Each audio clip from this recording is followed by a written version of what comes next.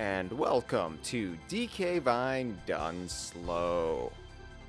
I'm Hyle Russell, and welcome to the first installment of our Mario Kart 64 slow run, slow drive. I don't know, this is pretty unorthodox considering that, generally when you stream a racing game or present footage of a racing game, you want it to be fast. You want it to be exciting. You want to show all of the hot tricks and neat tips and the ways to get world record times. And while I will probably be trying to attempt some of the more egregious shortcuts in this game eventually, this is DK Vine Done Slow, and this is the first time I'm doing a non-platforming game. Hey, there's Donkey Kong. We'll be getting back to that guy. This is the first time I'm doing a game that's not made by Rare or Playtonic. So there's a lot of firsts wrapped up in this. And yes, it is a racing game. So what am I doing with DK Vine Done Slow Mario Kart 64? Well, this was the very first cameo game. What DK Vine classifies as a cameo game is an appearance by a native DKU character, a Rare character, or a Playtonic character who appears in another franchise that they are not native to. Generally, this means Donkey Kong, or Rare's version of Donkey Kong, the Kev Bayliss Donkey Kong, the modern Donkey Kong, appearing in a Mario game. And I figured this would be very timely considering this streaming series is starting 1 week after the Super Mario Brothers movie has opened in theaters and sort of put the idea of Donkey Kong interacting with the Mario cast back into the popular imagination. And so what we'll be doing is looking at this very first instance of the Donkey Kong Country Donkey Kong interacting with the Mario cast, sort of rolling back to early 1997, which is when this game came out worldwide outside of Japan. It was February 1997 that it came out, and this is the very first time this version of Donkey Kong appears outside of a Donkey Kong Country or Donkey Kong Land game.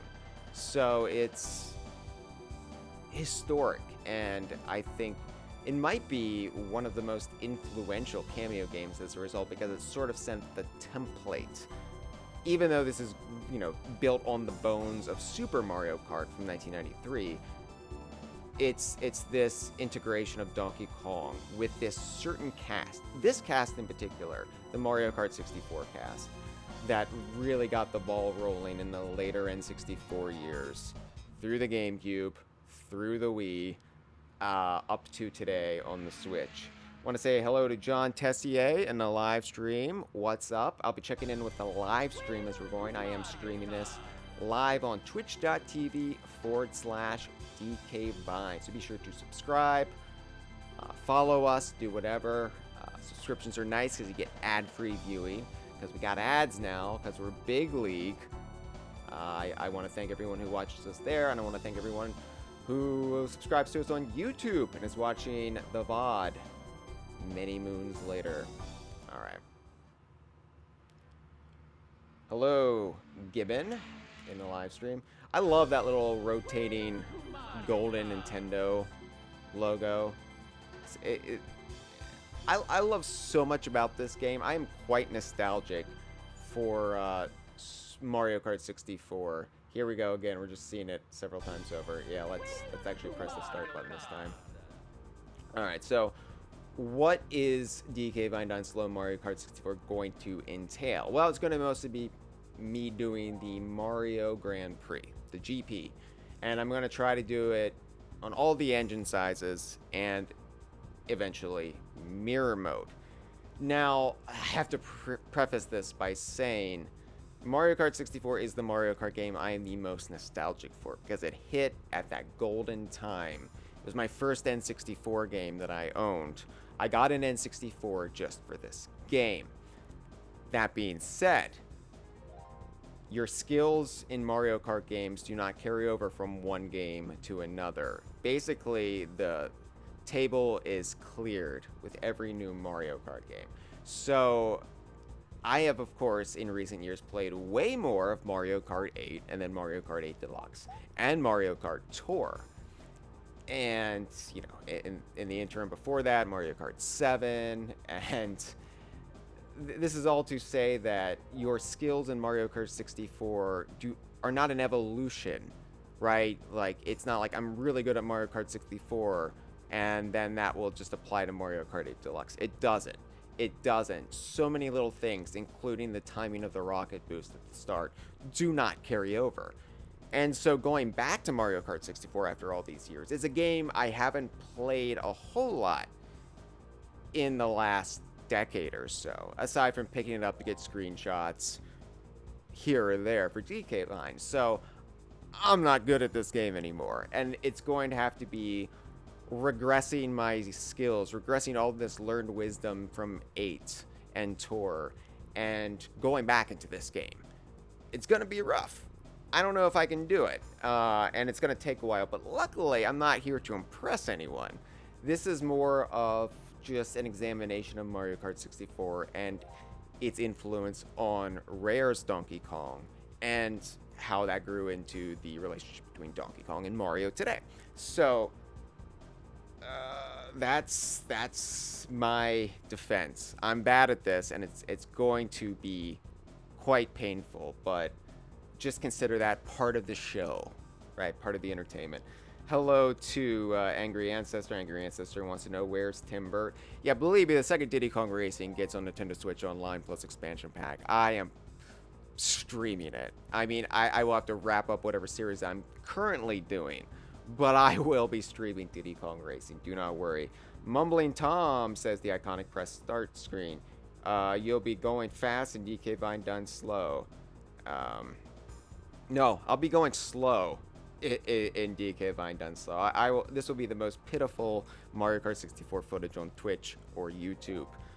Steve from Rare Gamer says, "Hey, Hyle." And Alcasaurus Rex says, "Hello, Hyle. Glad to stop by. Great pickup. Great pick for stream. Love hearing of your history with game." Well, yeah, let me get into it. So let me, we'll go with 50cc first of all. We're going to ease our way into this, right? Oh, and there's the player select screen. So I guess I need to explain where I was, right, when the news broke for me that the modern... it's silly to call him the modern Donkey Kong these days, because this Donkey Kong has been the Donkey Kong for, like, 3 times the length that Cranky was ever the incumbent Donkey Kong. But this Donkey Kong, the DKC Donkey Kong, the rare Donkey Kong, however you want to define him, it was revealed that he was going to be in the game, because up until this point, when it was like Super Mario Kart R or whatever it was called, the roster for this game was Mario, Luigi, Peach, Toad, Yoshi, Wario, Bowser, and Kamek. Kamek from off of Yoshi's Island, and so when you looked at the thought process there, it was clear that Wario was replacing Donkey Kong Jr. Kamek was replacing the Koopa Troopa from off of the original Super Mario Kart. So it made sense. Replace one sort of outdated heavy with a more contemporary, current heavy, and replace one Koopa Troop member with a far more relevant Koopa Troop member. One who actually had an identity unto himself, you know, Magic Koopa, Kamek. So that was the plan when they first announced the game. Those early screenshots, the early days of the Nintendo 64, back when we still called it the Nintendo Ultra 64 here in the West. But it was November 1996, and this decision was made before this, but it was November 1996, the very week Donkey Kong Country 3 was released. Nintendo Power did a little pack watch update on Mario Kart 64's, I think a double-page spread, and they revealed that Kamek was being swapped out for, as Miyamoto called it in the interview, Super Donkey Kong, which is, I guess, another applicable way to describe this Donkey Kong. And keep in mind, this is before I even got my hands on DKC3. Like, I was checking the shops daily to see if they had gotten it in yet, because release dates were a little bit more haphazard back then. It was just basically, as soon as they got the game, they could sell it. So we knew it was coming that week. It was just, is it in yet? Is it in yet? Is it in yet? So, I think it was the day before I got DKC3, I learned that my Donkey Kong, the Donkey Kong I vowed to follow to the ends of the earth, was going to be in now Mario Kart 64. And I didn't have an N64 yet. It came out September. I got Donkey Kong Land 2 that day. I had no intention of getting a Nintendo 64 until Rare put out the Donkey Kong game for it. You know, keep in mind, this is long before we knew about Diddy Kong Racing. This is long before we knew about Banjo-Kazooie and Conquer and the whole concept of the DKU. As far as I was concerned, it would go Donkey Kong Country 3, Donkey Kong Land 3, Donkey Kong 64, whatever it would be called. I wasn't thinking in terms of spin-offs. I wasn't thinking in terms of Rare creating an ad hoc shared universe, kind of from necessity, but also very clever marketing. So when I learned that this Donkey Kong, my Donkey Kong, was going to be in Mario Kart 64, I had mixed emotions. But the primary feeling I had was, damn it, I'm going to have to get a Nintendo 64. And so that began a late autumn, winter cash grab of me doing all sorts of chores, of me doing all the various forms of childhood labor that one does if your parents, you know, will grant you that allowance, and saving up for a Nintendo 64. And they were so impressed with my work ethic that I think they just, I was, you know, maybe $40-50 shy, and I think they sprung for it the rest of the way before Mario Kart 64 came out. I think I got my N64 in January, late January, a couple weeks beforehand. So I was ready for this. And of course, I had rented an N64 beforehand, as did my friends. Like, I played it, I was familiar with it. But yeah, I did it for this game. I did it for this guy that's highlighted right here. And that's the first time we hear that infamous voice, that guttural noise that Donkey Kong makes in so many of these N64 games into the GameCube era.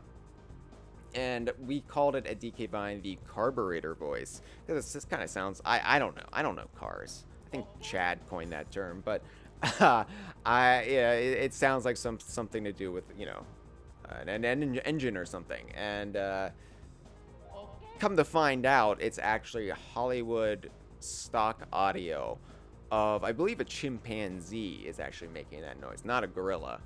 But Nintendo used it. Rare would actually use it too, because they licensed the same sound libraries, and they used it for conga in Banjo-Kazooie, which turned out to be kind of an inadvertent reference to Donkey Kong himself. So that was pretty cool. I'm gonna sip a Red Bull because I'm talking a lot and my mouth is parched. This is strawberry apricot Red Bull.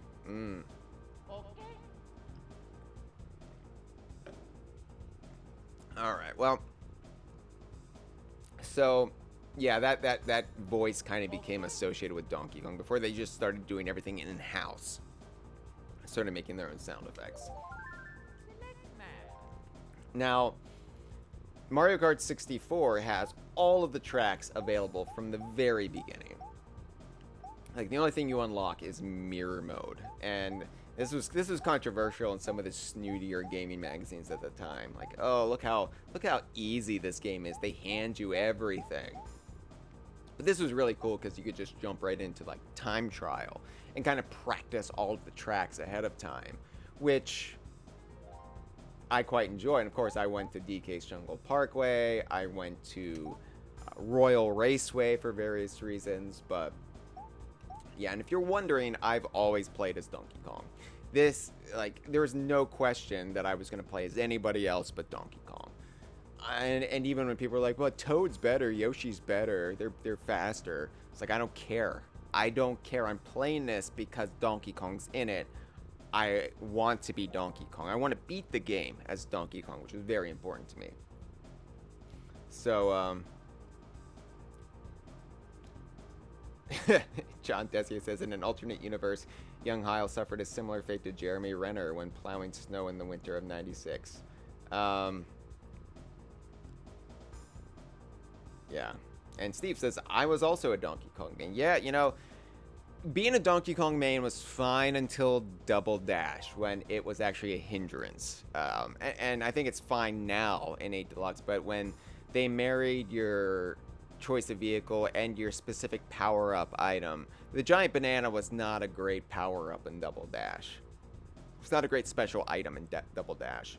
I think it's better, far better in Mario Kart Tour for various reasons, but anyway, so let's just start. And before I start, you know, usually in DK Vine Done Slow, I like to laud so many people because I know intimately, in a lot of cases, who was responsible for what at Rare. Like, you know, from character design to soundtracks. Although I'm still learning new stuff, I think had it clarified for me today that Kev Bayliss did the initial concept for Espresso. So I'm still learning new stuff, but you know, I'm not as familiar with the inner workings of Nintendo, especially Nintendo during this time period, as I am Rare. But I do have to really give a shout out really quick to the music of this game, which is superlative. It was composed by Kenta Nagata. I believe this was his very first game in Nintendo.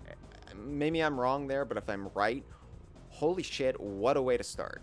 What a way to just hit the track with a rocket start, which I'm going to fuck up, by the way. The rocket starts are all timed differently, and it's going to be a disaster as soon as I start. But Kenta Nagata's music in this game is so dreamy.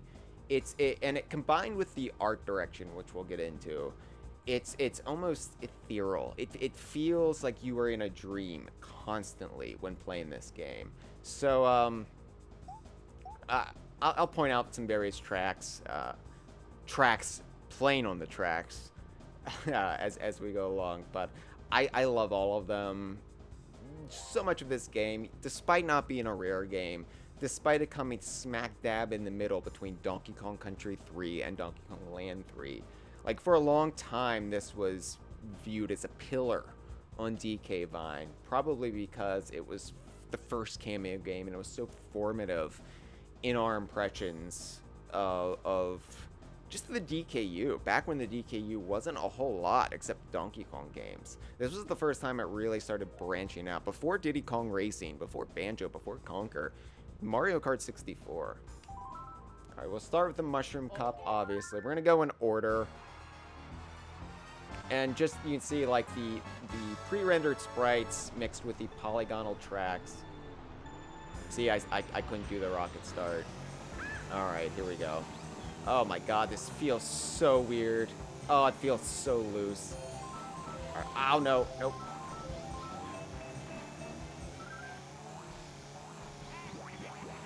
Okay. Alright, getting that. Oh my god, this feels so bad. I have so much love for this game. It's a relic.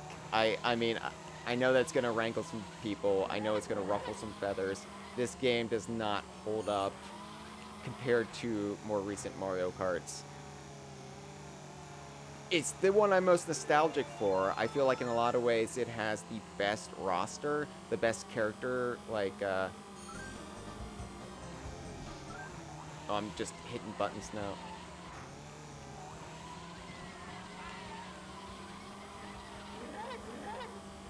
Anyway, but, like, it has the iconic 8, in my opinion. Okay, I'm relearning how to use items here. I did not do any practice runs beforehand. I'm going into this cold. And, oh yeah, the AI cheats. They're so dirty in this game. And I didn't notice it. I just thought, like, oh, I'm really bad at this game. You know, when I was playing it back in the day. I forget what's in that item block that's on the Luigi balloon. I think it might be a spiny shell. Like, it's always a spiny shell, but I'm not sure. But it was Diddy Kong Racing that made me realize how bad the drivers cheat in this game. Because there's always going to be artificial speed boost given to them. And that wasn't the case in Diddy Kong Racing, and so you would get out far ahead in Diddy Kong Racing, and the computer drivers would not cheat. And, get away from me, Yoshi. Oh, Wario was up on my ass, too. Alright, well, that was rough, but I did it. I love Donkey Kong has the yellow pipe cart, as it came to be known. He has the yellow, like, iconography. Usually they stick Donkey Kong with, like, brown colors, especially in comparison to Wario. But in this one, I think they have the right color scheme. Yellow for bananas, right? He was very associated with yellow around this time period with the Donkey Kong Land cartridges, and then Donkey Kong 64. And yeah, you get 9 points for getting first place, 6 points for second, 3 points for third. You get 1 for fourth. I think if you finish, is it below fourth or below fifth, you can have as many infinite retries as you can. It's one of the quirks of this game, which makes going off the beaten path advantageous for us here on DK Vine Done Slow. We can discuss various aspects. We can say, I'm just going to throw this race. We're going to try again next time. I didn't really have a lot to say about Luigi Raceway. It's a fine first track. Just kind of a basic, here's how you do. But, you know, playing Mario Kart 64, because I did rent Super Mario Kart back in the day. And yes, even before Donkey Kong Country, I would play as Donkey Kong Jr. in that game because I liked Donkey Kong Jr. I liked gorillas and monkeys even back then. So anyway, it was just wild to have this more actual genuinely 3D Mario Kart game after playing Super Mario Kart, which is, you know, mode 7. It's just flat and basic, and this one just felt so alive in comparison. Yeah, Steve says 5th place and beyond is retry. That will be so much good knowledge to have going forward. Gibbon says, I actually like it a lot more because the skill ceiling is a lot lower. I still can't get the hang of the weird drifting mechanics in 8. I get the hang of it far better there. I think this one just feels too floaty, where I feel like I'm actually concretely, like, driving a vehicle in Mario Kart 8 Deluxe. Alright, Moo Moo Farm. I love Moo Moo Farm. This is just such a weird track full of cow butts. Oh, I keep hitting the wrong button to get the items. I keep turning down the music instead. It's Z to get the items out and to use them. Oh, I hit a Monty Mole. I think they're Monty Moles in this game. They might not have been defined as such. Look at those weird ice cream cone trees. Like, what even is that? Like I said, it adds to this feeling, like, because, you know, up until this point, this version of Donkey Kong, yeah, I love the banana trail. The bananas don't just circle you here like they do in Tour. They actually just trail behind you. Ah. That music, God, the music of Moo Moo Farm is so fun. But yeah, like, up until this point, this version of Donkey Kong, when I say this version of Donkey Kong, I do believe he's Donkey Kong Jr. as an adult. I mean, this design, rare sort of reboot of him. Soft reboot, but, you know. Damn it.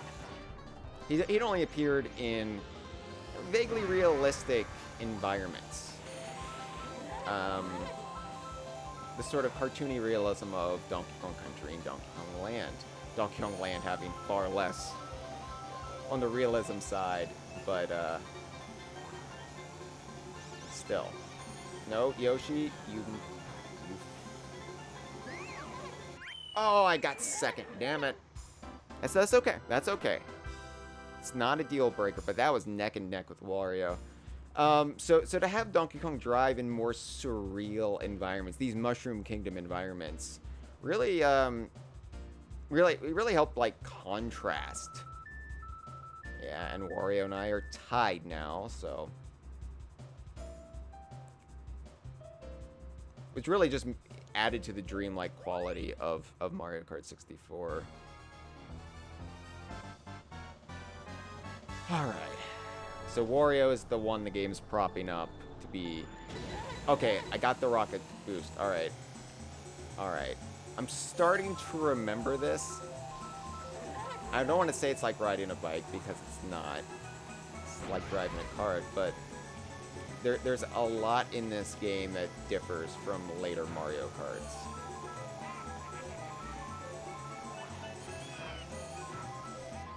Love the cartoony comic books effects too, the written sound effects whenever your cart crashes or plumps or nope.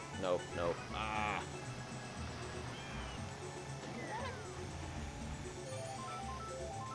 All right, can I beat Wario?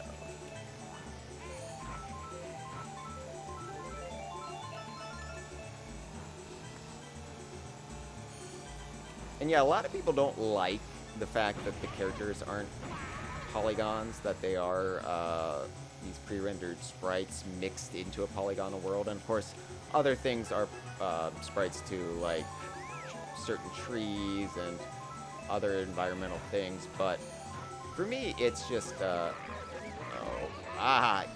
eat it, Wario.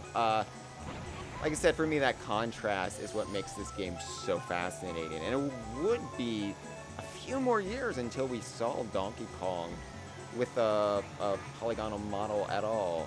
It would be, what, Mario Party would be the first time we would see that. Which,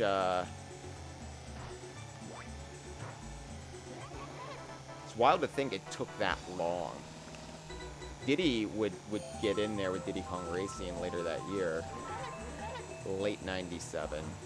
Which it feels like there was an eternity between Mario Kart 64 and Diddy Kong Racing. And it was, yeah, less than a year.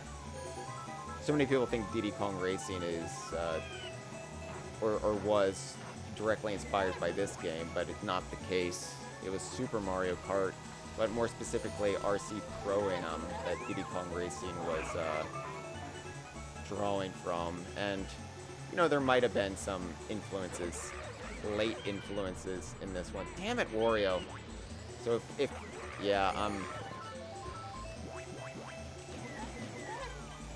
okay, I'm not gonna beat Wario, so you know what? I'm gonna show off a little bit what happens when you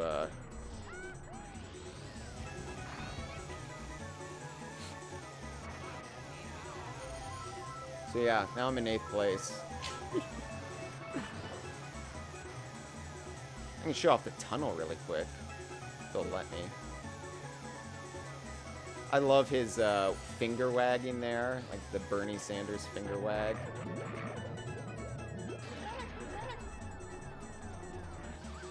Oh, they're lapping me now. Oh.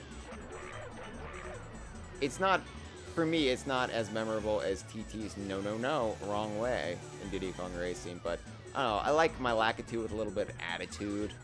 Right? I'm like, I feel like Lakitu's too much of a nice guy now. I liked it when he was, just done with your shit. Oh, I missed? What? So hard to pull off some of the shortcuts in this game. Because everything does feel, like, floaty and slightly weightless.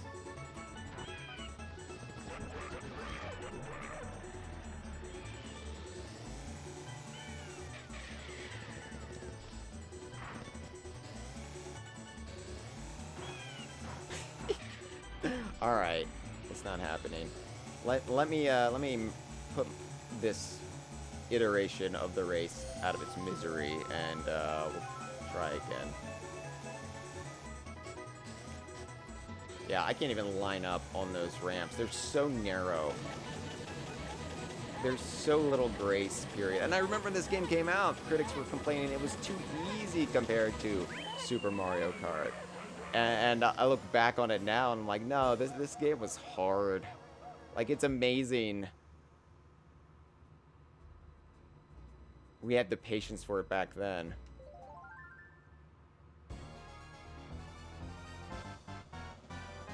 Especially once Diddy Kong Racing came out. I do think Diddy Kong Racing took the shine off of this for me very quickly. I would still go back to it, though. Like, I didn't really... Oh, man, I just drove right through the item boxes. That's not good. I do think, like, I didn't really turn on this game. Honestly, it might have been Mario Kart 8 that finally did it, where I finally was like, you know what? This one doesn't hold up so well.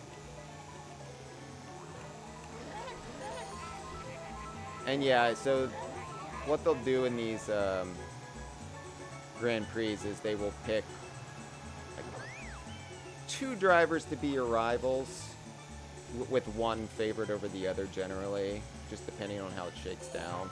And here you can definitely see Wario and Yoshi are the 2 sort of position as antagonists to Donkey Kong, so.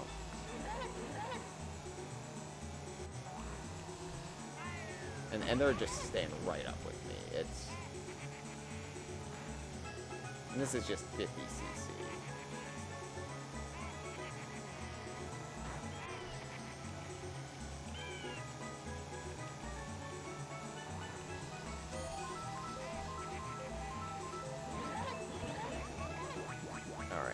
The nice thing about Mario Kart 64, though, is the item distribution is a little less weighted.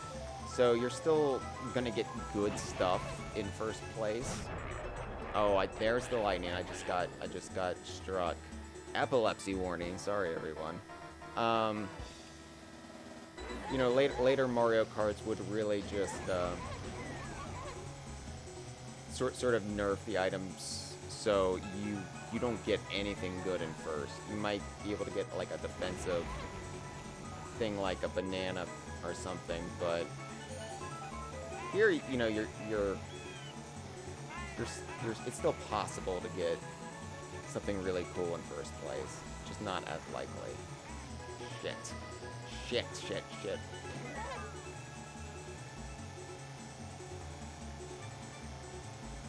this point, do I have a hope? Well, it depends what I get here.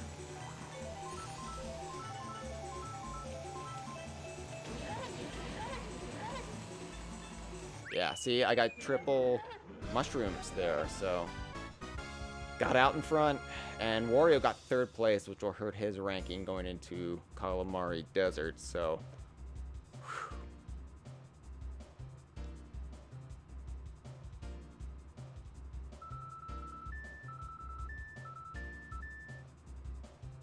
So he can still win. Like, if Wario gets 1st place, he'll have, what, 27? Which means I can tie him if I get 3rd, I think. So, yeah, basically I just have to finish in the top 3, and then we're good. But yeah, I mean, the cheating AI, because there's no way that Wario and Yoshi should be keeping up with me like they are. But the cheating AI does keep it exciting. It does keep you on the edge of your seats. But it's just... It's dirty. I much prefer the honesty of Diddy Kong Racing, where, you know, Crunch isn't just magically nipping on your ass the entire time because the game has deemed them the chosen one. Kalimari Desert, which is a very clever pun, which always made me wonder, like, why Kalimari? Is this really, like, does the train import like, bloopers to seafood restaurants, and this is the path it takes?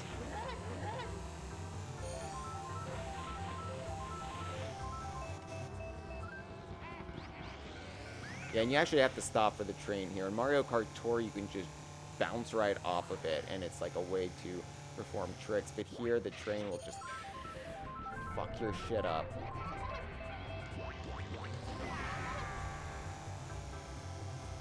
And of course, there are shortcuts you can take. You can drive down the train tunnel. If I do poorly here, I might even try to go down the train tunnel here. If not, there will be a stream near the end where I will try to pull off some of the wilder shortcuts. You go in with the star and you can just cut laps that way.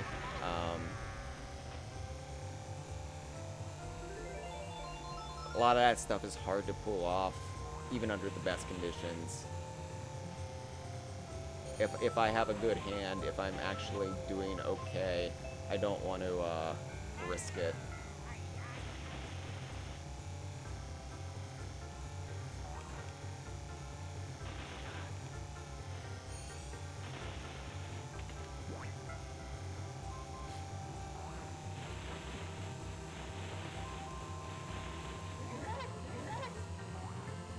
These early billboards too, just Mario, Luigi's, Yoshi. I know they changed some of these in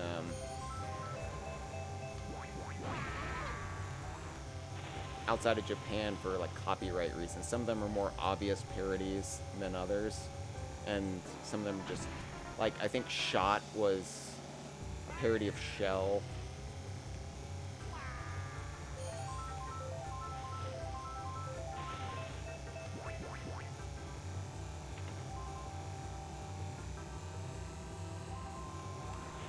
The nice thing about Mario Kart 64 in comparison to the ones that came after was it is the game that lets you explore more. You can go off the beaten path a little bit more than you can in later Mario Karts, where Lakitu is a lot more judicious in policing how far out of bounds you can go. Here, you can break barriers a little bit. You can... Alright. Yeah! First place. Cutbox in a live stream says, "This used to be my favorite course as a kid." And then John Tessie says, "I love the remake of this course in the booster pass." Yeah, Kalimari Desert in Mario Kart 8 Deluxe Booster Pass is actually based on the Mario Kart Tour. Like all the booster course tracks are. They were originally developed for Tour, but there's different iterations of Kalimari Desert in Tour that takes you like into the train tunnel as part of the race, and I think the one in Booster Course Pass blends the three races together. Steve says that he feels all the cups end really strongly. That is true. I would say I think that's the case with everything in this game. The finales of the cups are big set pieces, and they're spectacular. And I think this is the most quiet and dignified of the four, but as far as finale goes, it's pretty strong. All right, let's see the trophy ceremony, which I love. I love this trophy ceremony. This is still the best, I think, out of the series, in my opinion, because look, there's Peach's Castle right from Mario Kart 64. I mean Super Mario 64, excuse me. Super Mario, I mean, it is from Mario Kart 64, but it's from Super Mario 64. So it's like the hot thing right now in iconography, and it's just the perfect place to have this ceremony. I like how they know exactly where to drive for the podium to bounce them up. And then what is this? Is this a giant cheep, or is this a cheep balloon? I always thought it was supposed to be a balloon that spits out the trophy.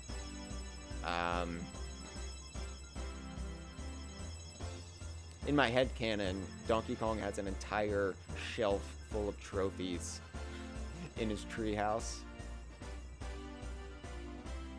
Maybe that's why he eventually had to move out of the one in Donkey Kong Country, because it was just full of all the gold trophies, gold cups from various Mario Karts and what have you. Yeah, so that was our first No! That's right. So there we got the gold cup right there on 50cc mushroom cup. That's done. That's all's well in the mushroom cup 50cc. So the flower cup is where things start getting a little bit harder, a little bit more frothy or frappy. Not as hard as the star cup, not as hard as the special cup, but there's a noticeable uptick in difficulty. These tracks are all fairly basic, minimal hazards. Yeah, you got some moles and crabs, and the train is the big frightening one. But if you thought the train was frightening, where you actually had to brake for it, Toad's Turnpike is a really, really rough evolution of that concept, which of course it's immediately eye-catching, and it's a concept that was communicated very quickly in screenshots of this game. Reading about this game before it came out was, oh my god, there's a track in Mario Kart 64 where you're driving in traffic on a, like, I don't know if this is supposed to be rush hour in evening. I always took it as early morning, like, especially because this game came out in February of 1997 for me, and for most of the world outside of Japan. It came out in mid-December 96 in Japan, but I always took it because it was the time of year where just nights are longer. I always just took this to be like an early morning commute or something. I guess, you know, the sun, the sun is just coming up, in my opinion here. Could be sunset. It's supposed to be a rush hour, though. And anyway, let's get into Toad's Turnpike. What makes it Toad's Turnpike? Did they just name this stretch of highway after him? I guess they did. Alright, now we're going to have to look at the bus, the controversial school bus. Or no, I guess it's not a school bus, it's just a bus, but if I can get a good angle on it here, we're gonna throw this one. Oh, come on. No. Oh, it ran over me. Okay. We're gonna find the bus eventually. We're gonna get out in front of this. We're gonna stay with it, actually. Let's try to get.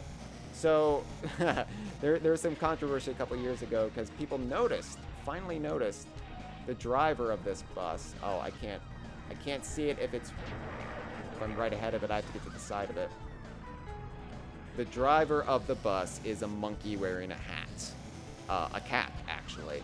And of course, it looks just like Diddy Kong. Maybe a little bit exaggerated. Shit! No, I need to see the side of the bus. Yo. It's... Okay. Will I ever get this to happen? I've already thrown the race, so I can spend as much time here as...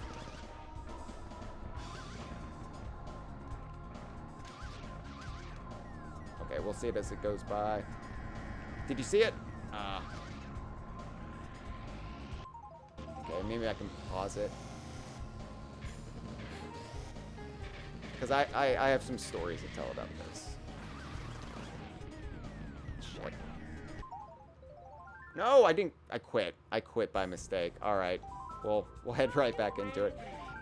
So, okay. People finally studied this, like, flat texture of the school bus, and they were like, oh my god, it's a monkey in a hat. Is that Diddy Kong? And apparently on the Japanese website, it says it's a ukiki wearing a hat. You know, because in Super Mario 64, Yukiki can steal Mario's hat. Except this hat doesn't look like Mario's hat. It looks like a baseball cap. And so, you know, for a long time, we were like, is it Diddy Kong? Is this Diddy Kong? And then people are like, well, the Japanese website actually said it's a Yukiki. However, I am not convinced. Okay. You can kind of see the... Okay, there we go. Okay, so you can kind of see the tail. People thought that was a seat at first. It is a monkey tail. And you got the cap, and it's just a monkey barely able to drive the bus. Now, the Japanese website does say it's a Yukiki, so, or Ukiki, however you pronounce it. So, you know, we can't say, yes, that is Diddy Kong. However, it looks far more like Diddy Kong to me than a Yukiki, and I do like this notion. When we are under, we'll call it a delusion to keep people happy, but I really like this notion that in Donkey Kong's first foray into the Mushroom Kingdom, and you just drive right through traffic here. Doesn't even like bounce the cars up, you're just soaring through it. I guess you're going underneath it. Oh, and here's the spiked shell, not the winged blue shell, just the spiked blue shell, the spiny blue shell, which just homes in directly on the first place racer. But anyway, I like this idea that, of course, in Donkey Kong's first foray into the Mushroom Kingdom, if Diddy's not invited, and why would Diddy be invited? He has no lineage, he has no legacy with Mario and friends. I've got to drive really pathetically to stay in 8th place now, because I'm already in 6th, and I'm not even trying. I like this idea that Diddy would have done something to support Donkey Kong, and in this case, it's commandeering the bus on Toad's Turnpike and trying to run over Mario and friends. And yeah, that's probably not the intent now that we know, but it's a nice little bit of headcanon, right? I am perfectly fine for this to be contentious, because maybe the Japanese website didn't know, maybe they noticed and they were like, oh, that's probably Yukiki, but maybe somebody on the development team really meant it for it to be Diddy. I don't know. I don't know. You know, why don't I just quit and actually try now that we got a good... It's the first race. I don't need to get 5th or under for this if I have nothing to lose. It's a fun bit of headcanon, right? It's far better than just a random monkey in the Mushroom Kingdom driving a bus. Why would they let that monkey drive a bus? There has to be something nefarious going on, in my opinion. Don't just let a monkey drive a bus. Except that would make for a very hilarious screenplay. Don't let the monkey drive the bus. I'm gonna start working on that as soon as I'm done.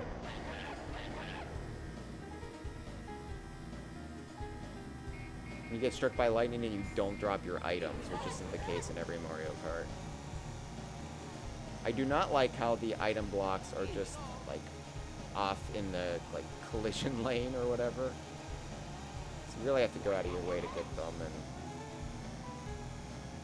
I see why they did it probably here, because they didn't have the ability to make it so the actual traffic wouldn't collide with them, and it's probably cleaner that way. Like later iterations of Toad Turnpike and these like vehicular tracks, you would have the item blocks moving along with the flow of traffic. So I always thought colliding into this should create a big explosion because it's like a gasoline tanker. Maybe it's supposed to be milk, I don't know. Some sort of fluid. Also, did they just close off this turnpike? Because it's not going anywhere. It's a circuit. Did they close it off for these 3 laps? Are these drivers just stuck? They're in rush hour traffic, and then they inadvertently like get stuck in a Mario Kart, and then they're late for work, and they show up, and their bosses want to know why, and they're like, oh, a Mario Kart happened. What the hell are you talking about? This is before Mario Kart was a household name. They don't know.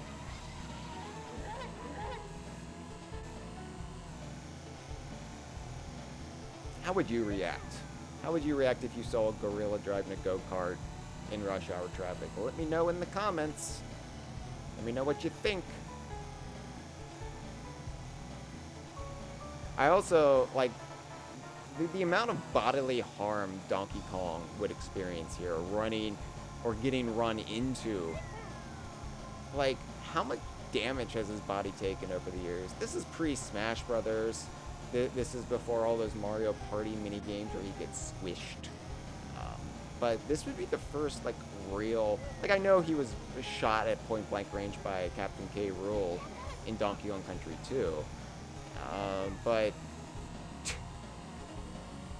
How sore is Donkey Kong at the end of a given day after going through this? Oh, I was hit by a car today, and then that was just the first race out of 4. I assume there's some downtime between races. I mean, unless they're getting around by Warpipe and it's instantaneous, which it might be, but I don't think they're, like, flying into each location and it takes place over, like, a 4-day long weekend or something. Maybe that was the case in Mario Kart 64, I don't know. But Peach is definitely the chosen one here. She is nipping at my heels the entire time. Donkey Kong doesn't wear heels. He would wear banana peels if he wore anything, as we come to learn.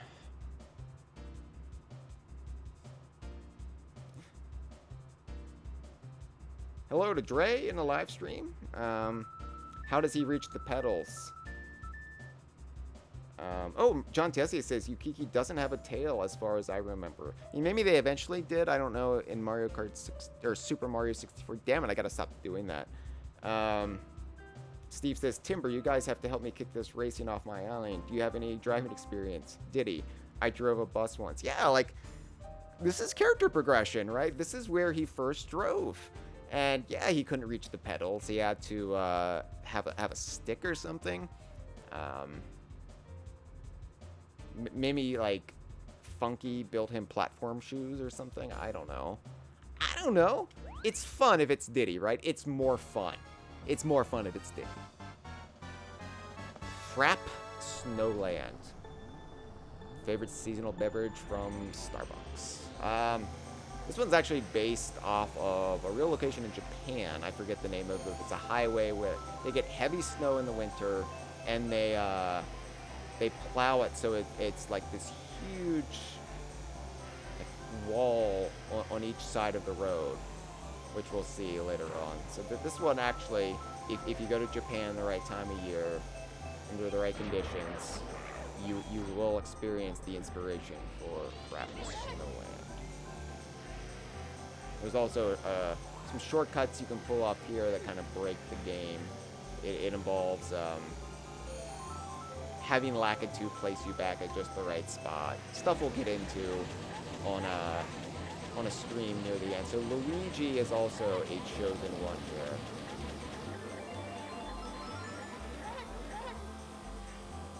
Of course, I love the big snow people of the Mario Kart cast here. Giant Yoshi snowman. And Donkey Kong doesn't have a lot of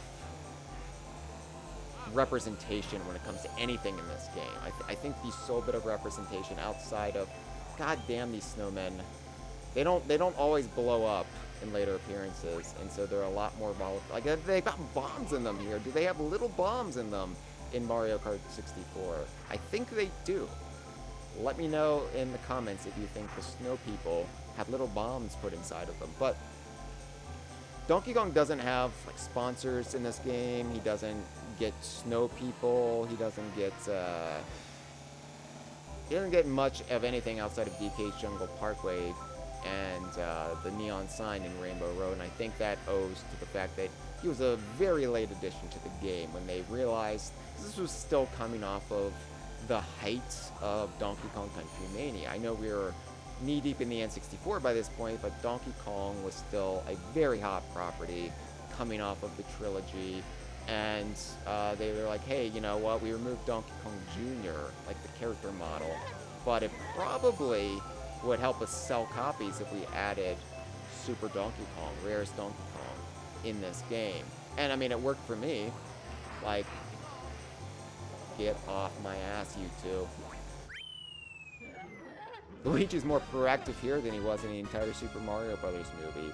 That's not a spoiler. They said as much in interviews. Anyway, I do like Frappe Snowland. That's my favorite of the two snow tracks in this game. Wintry, sort of set pieces. It's my favorite of the two. Might be my favorite in the series, honestly, of Mario Kart. Not can't compare to Everfrost Peak, which all 4 of those tracks are bangers. Like, they're fantastic. They're all just absolute top tier. But I think this is my favorite out of the Mario Kart tracks. I don't know, maybe something in 8 Deluxe. Like the Polar Exploration one is kind of cool. The one that's like a Wario, like, downhill slalom type thing, that's cool, but...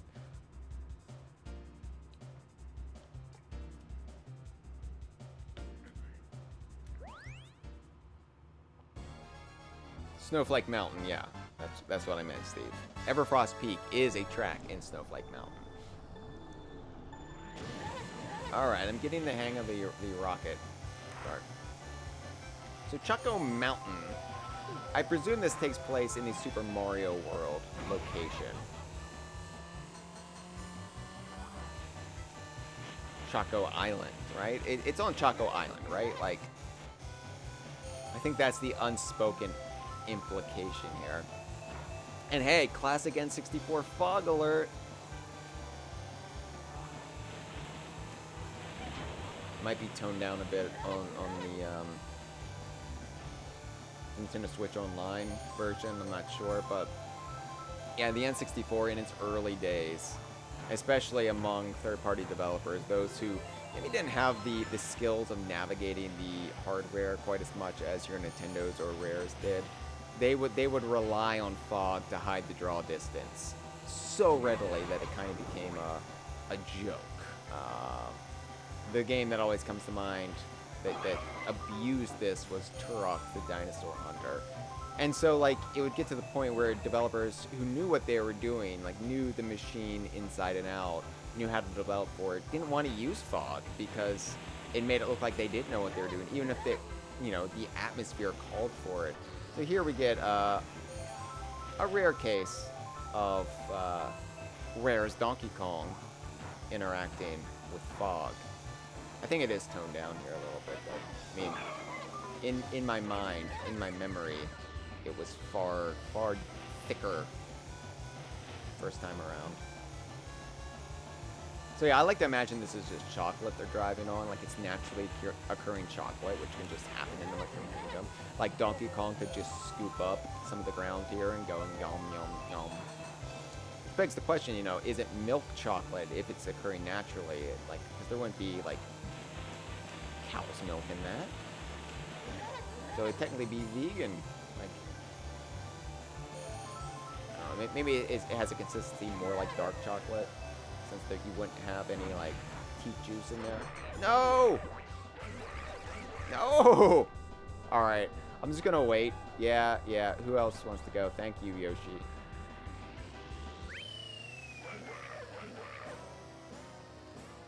Yeah, but does anybody else, like, imagine them, like, cleaning off the wheels of their carts and just, like, licking their fingers after this? I do. I like to think it's real chocolate. That just, because the mushroom world is a fantastical place, right? Where chocolate can just grow out of the dirt. I don't know how it happens. It's nonsense. Doesn't have to make sense.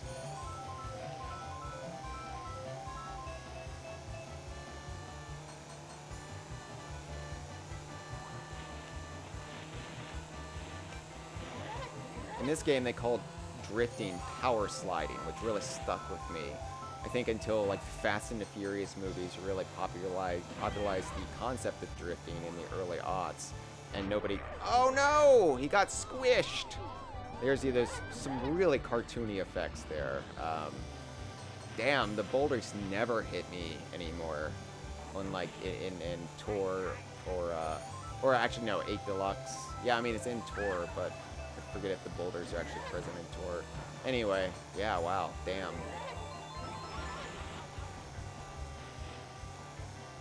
It's very, very cartoony physics, and at the time I was like, that's a bit much. I don't think I like my Donkey Kong having, like, Looney Tunes style, like, squishing effects. And then of course Donkey Kong 64 would run with that too, and I'd be like, damn it, Rare, you're supposed to be above this. Of course, there's a fence, a barrier shielding you from the pond there. That will not be there in faster, larger engine classes. So, can't rely on that. Oh, it's so satisfying, though, to get the poops when you're bouncing on those hills. No! Yeah. That's what you get for tailgating me. Tailgating a gorilla, of course you're gonna get bananas in your face. Alright, let's see if I can catch Peach. It's so weird to think at a time when calling her Peach seemed awkward because I knew her so well as Princess Toadstool. That was the weird thing about this time of Mario, because it was a time of transition. Really, because before I was the Donkey Kong guy, I grew up with Mario just like so many other people. Okay, I barely got utilized that much, but it didn't matter. I was a fan of Super Mario Brothers, Super Mario Brothers 2, Super Mario Brothers 3, even though I didn't like that as much as 2 because I was a weirdo. I watched the Super Show and all the subsequent cartoons. Like, I was big into Mario, but this time period of Mario, 1995 into 1996, you would have things like Yoshi's Island providing this retcon. So, by the way, there's nothing anybody can do. Donkey Kong wins at this point. I've got first place 3 times. I've locked them out. Peach can get 24 points if she finishes first next time. But so long as I finish in the top 4, I win this. So, anyway, yeah, Yoshi's Island sort of retcon the origin. Mario Raceway. Actually, I take it back. Mario Raceway is... I don't understand the appeal of this track. Can I just say, as a finale to the Flower Cup, I know people love Mario Raceway, but to me it's just another racing circuit. I don't know. I know there's like sick tricks you can do here and everything, but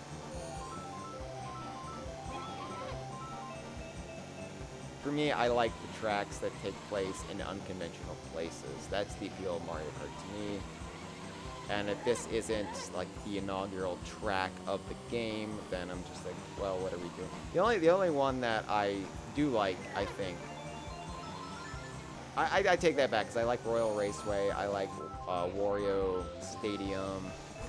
See, I got a star in 3rd place. That's ludicrous.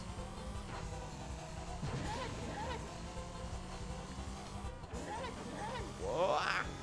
And yet Peach was still keeping up with me, like from an invisible tether. Shows you how much this game cheats. Disgusting. Anyway, transition in Mario. So, you had that, like, origin retcon. Or light retcon. I know we've kind of... I know the Brooklyn stuff is kind of back in vogue all of a sudden, but it wasn't. Starting from 1995 until last week, it wasn't in vogue anymore. And then you had 1996 and Charles Martinet really taking over the role of Mario and introducing his iconic woohoos and hee-hees and mamma mias. And you would also have sort of a cleaner worldwide take on some of the characters. And Princess Toad was now known only as Peach. So it was a lot to take in as somebody who grew up thinking one thing, and then all of a sudden, in the span of a year, Mario canon just didn't make sense to me anymore. And it was fine because I'd already moved on to Donkey Kong, but it was so hard to think of her as Peach in this game and not Princess Toadstool. Alright, I did better in the Flower Cup than I did in the Mushroom Cup. Well, I mean, once I got to see the monkey bus driver.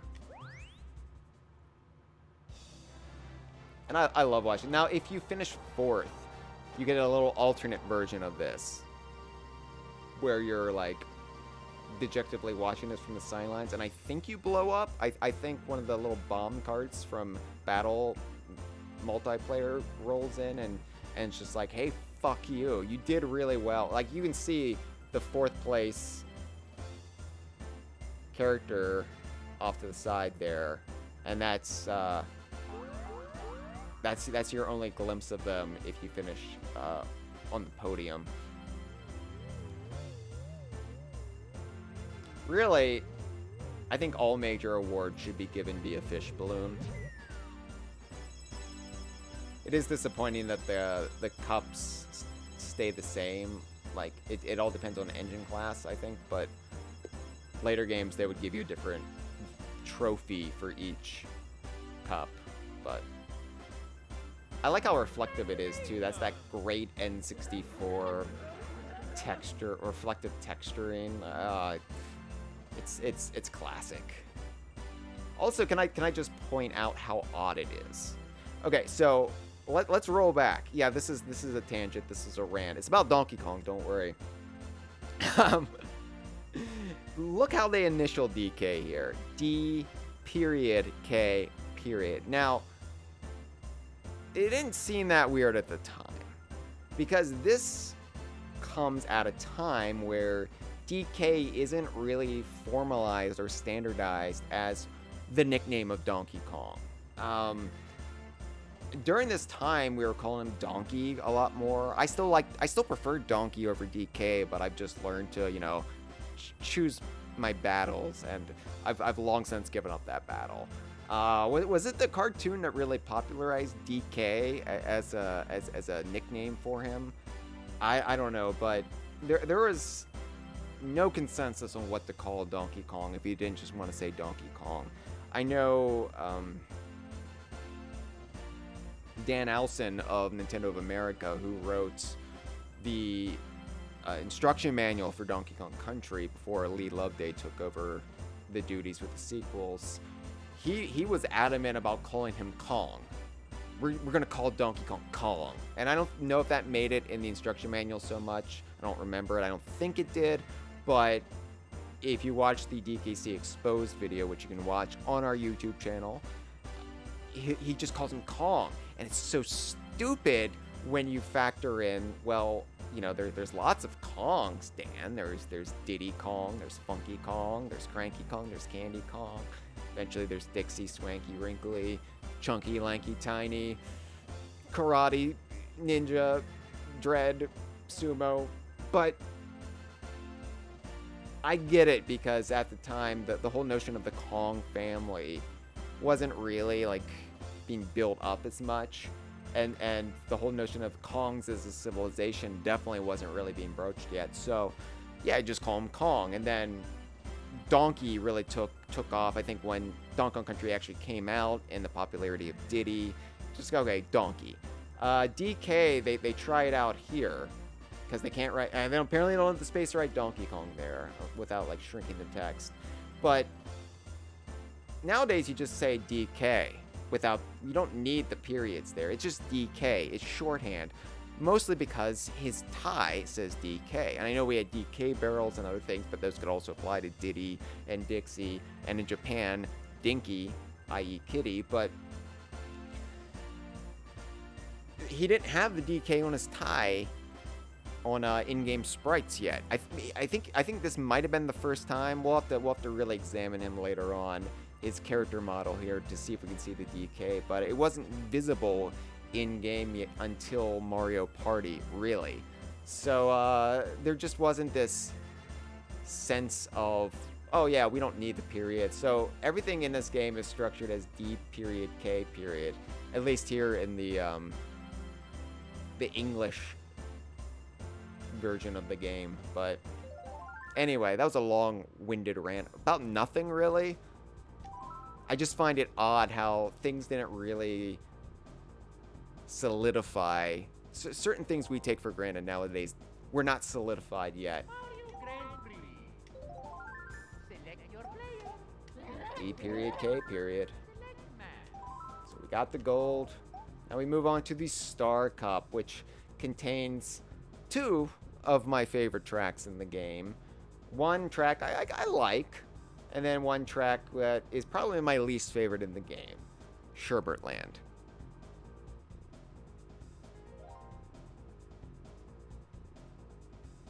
Steve mentions when we're talking about names and transitions. The transition from Peach to Toadstool was made a bit easier due to Super Mario 64, where she signs the letter as Princess Toadstool Peach. Yeah, that was the segue, but then they kind of dropped Toadstool after that pretty hard. Like, I can't recall too many times after that she's ever referred to as Princess Toadstool. So if you missed that bit, if you missed that little exposition, then you might have thought that this was a new princess character, like Daisy or Rosalina later on.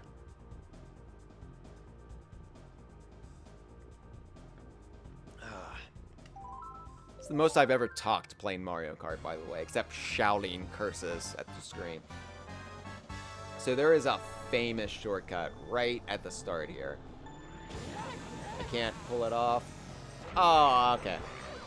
I thought maybe I would get lucky and just show you right off. You got the gist of it. We'll try it later on when we're doing all the shortcuts, but you jump over the wall, and you can get some insanely fast lap times and therefore race times just by jumping over the wall. You have to have a speed boost, but... Oh, so Mario and Bowser are the chosen ones this time around. Okay. Look at that audience. They look like Q-tips, like painted Q-tips, which is what they sometimes do, or at least did back in the days of like practical models to fill out crowds, as they would do painted Q-tips in like movies and stuff. But that's what they look like in the game.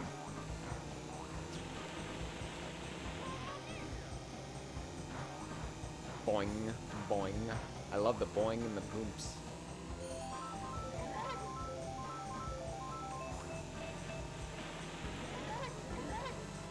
It's weird how the banana peels have eyes on the little icon, but then you squirt them behind you, and they don't seem to have eyes.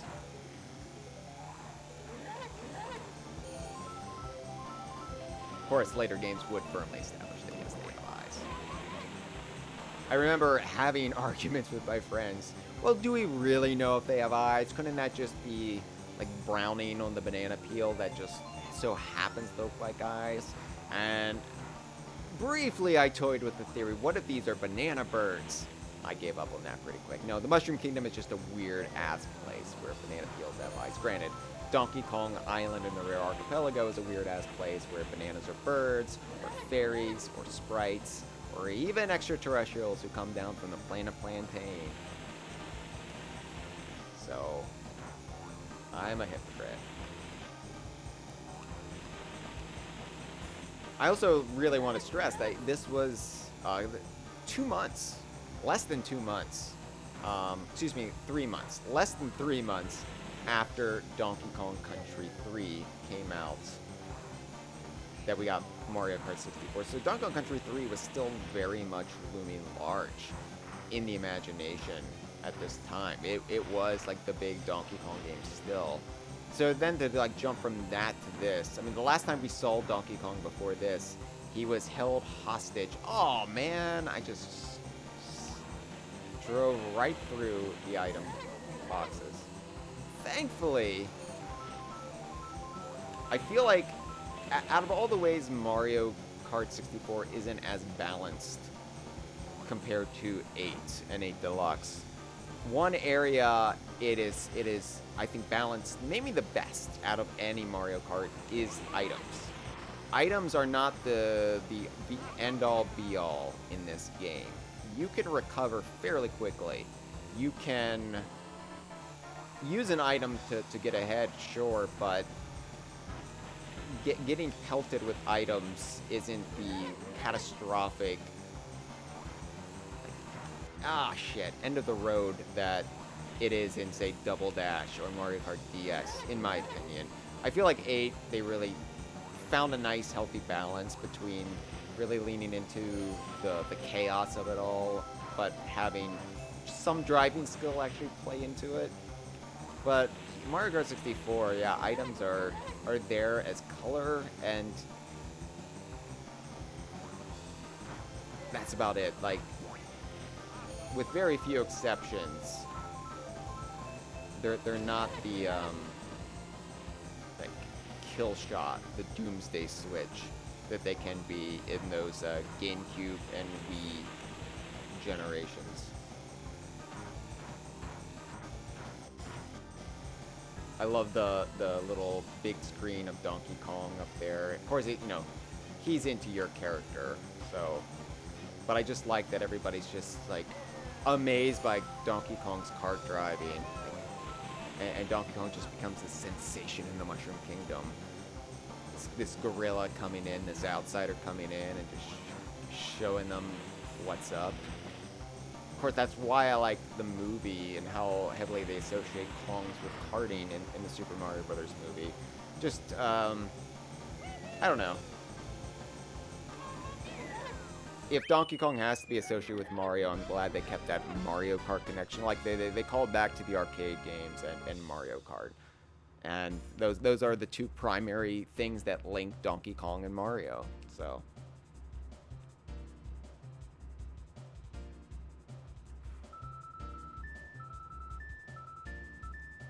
Game 84 Cube says, everything has eyes in Mario.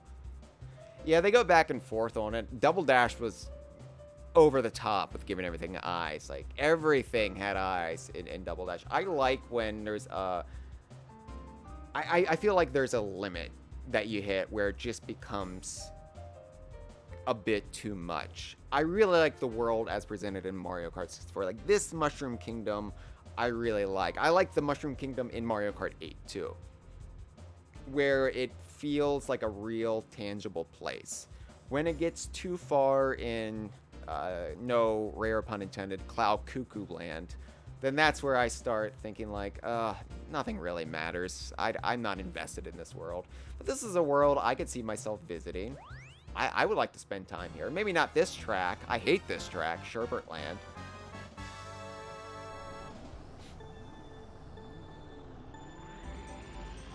So it's been asked many times, and maybe a eventual Diddy Kong Racing DK Vine Done Slow is the better place for it. But a lot of people want to know why the hell there's a Sherbet Land that is in Mario Kart 64 that is cold, it's snowy, it's icy, and it brings to mind the frozen dessert sherbet. And then in Diddy Kong Racing later that year, there is a tropical islet off the coast of Timbers Island that is full of beaches and pirate treasure caves and crashed ships, and it's called Sherbet Island.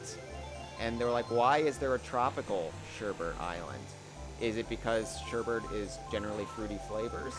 I mean, exclusively fruity flavors. And for those who don't have sherbet in your home country, the sherbet I'm talking about, it's sort of similar to sorbet, except I think it's made with dairy. I want to say it has dairy in it, and that's the difference compared to sorbet, which is just all fruit and sugar. Now, I could be wrong, and maybe some of our UK or European viewers could set me straight on this, but I think sherbet in the UK is a different kind of candy. It's more of a... Damn it, I got tricked. It's a kind of a fizzy... Oh, the penguin gored me into the pond. And look, Donkey Kong's encased in ice. He's blue. He's got hypothermia now. I imagine there's a Mario Kart like med team after these races that puts a warm blanket on him, like a heated bottle or something. Yeah, Sherbet Land and I are not friends, let me tell you. This isn't gonna happen this time around. There's a. Yeah, but I already had one. I'm just going to let the failure wash over me. Peach, I'm trying to lose. Would you keep driving? Anyway, so from my understanding, sherbet in the UK is a different type of tasty treat. The fizziness might be closer to I don't know if it's like the the Licka candy here in the States, or if it's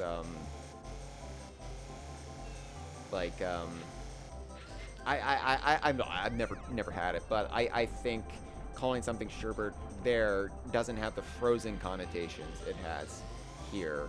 So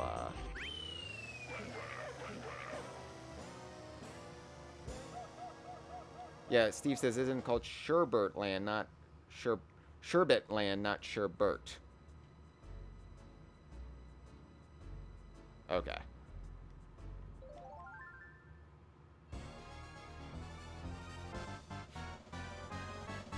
I used to really like sherbet when I was a non-vegan, but now that I'm a vegan, I like sorbet. And sorbet is so much more refreshing in my opinion. And you get a more robust variety of flavors too, like mango sorbet. If you ever had that, it's wonderful.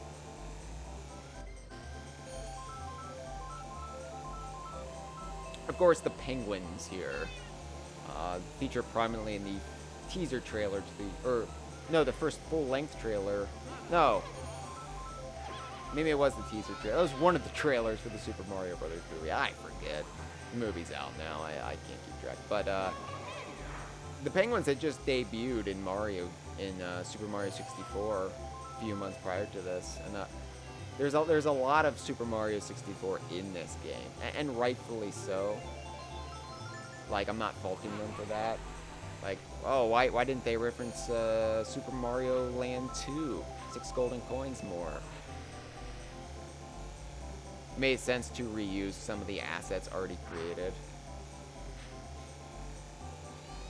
And it helped, like, instantly. Oh, we both. Everybody got by the penguins there. But I think it really helped cement the penguins as iconic Mario characters. And in this case, like, it's not even baddies. They're just kind of NPCs, like relative friendly, mindless idiots who need your help. And in this case, they are very much obstacles, but can we just admire Donkey Kong's reflection in the ice there really quick? I don't think you can see the items, but I do appreciate any reflective surface in a video game.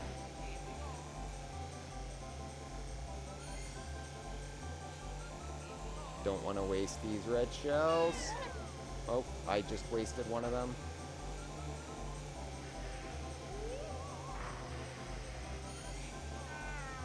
I'm not even power sliding here. I'm just trying to get through the penguins.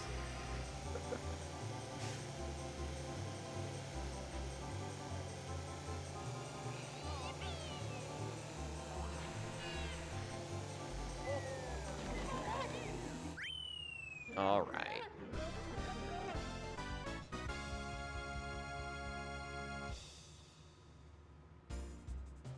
Steve says Hyle hates this level so much he's going to mispronounce the name out of spite. Yeah. Yeah. Now, levels I love. Royal Raceway. This is probably, honestly, gun to my head. Coconut gun to my head. This is probably my favorite track outside of Rainbow Road in this game. And yes, that includes DK Kart Parkway, which I love, but can be fucking irritating. If it wasn't a Donkey Kong track, I would have very strong opinions about DK Kart Parkway. But thankfully, it is a Donkey Kong track, so I tolerate it for all of its annoyingness. But Royal Raceway, my god, this track is everything you want in a game like this, because in a very rare touch, it has something that's completely inconsequential to gameplay. It's just there to flesh out the world. It's just there as something if you want it. And that's this. The castle grounds from, yes, the trophy sequence, but also from off of Super Mario 64. Now, granted, this is a smaller, less detailed version of it. We got the spritey trees here instead of the trees. You can climb in as Mario. There's no waterfall over here. I guess we're in a dry season. The moat's, you know, still full, but and of course there was no road out here in Super Mario 64. That was just hill, and you know, there's no cannon grade or anything. But this is effectively the castle grounds from Super Mario 64, which playing Super Mario 64 as much as I did when it came out. I know DK Vine was unnecessarily harsh on it because we played into being partisans so much when it came to Banjo-Kazooie and even Donkey Kong 64 being superior 3D platformers. And I don't think Donkey Kong 64 is superior to Super Mario 64 anymore, but you know, Super Mario 64 is a glorified tech demo. Well, if it's a glorified tech demo, I played the shit out of that glorified tech demo. And so it was the biggest thing in gaming at this time. And these castle grounds were instantly iconic. Just getting to run around in a 3D environment as Mario was intoxicating. It still had so much charm and novelty to it. Just getting able to have that freedom of movement. And so, all that being said, getting another game where I got to drive around the castle grounds as Donkey Kong, holy God, it was just like everything I'd wanted. Oh, that iconic geography of Super Mario 64. Well, what if we got Mario out of there and we put the Donkey Kong from Donkey Kong Country in there and gave him a little motor vehicle to drive around in? And in this weird time in the DKU where Donkey Kong Country 3 was out, but no Donkey Kong Land had been announced. Not Donkey Kong Land 3 hadn't been announced yet. We didn't know when the N64 Donkey Kong game was coming. And so it was just this period of uncertainty after Donkey Kong Country 3 and Mario Kart 64 came out. So to get to drive around as Donkey Kong in this iconic 3D platformer environment, it's what soothed my soul, not knowing what the future of Donkey Kong or the DKU immediately held. Because I got to pretend, even just a little bit, that I was getting to be Donkey Kong in a 3D platformer. Just this alchemy of a familiar location from a 3D platformer and being Donkey Kong. It was enough. It was enough. And I would spend, I don't want to say hours because that makes me sound like I was pathetic, but I would spend a healthy amount of time just driving around here, just imagining, what if? What if I could put Donkey Kong in Super Mario 64? And I love that you get to drive around the castle grounds here. Because, look, I've lost the race so hard at this point. Like, what is it there for? In later Mario Karts that have Royal Raceway, they just fence it off. They don't even give you that option. But Mario Kart 64 does. And it's such an un-Nintendo sensibility to just let you do it. It serves no purpose other than to titillate the senses.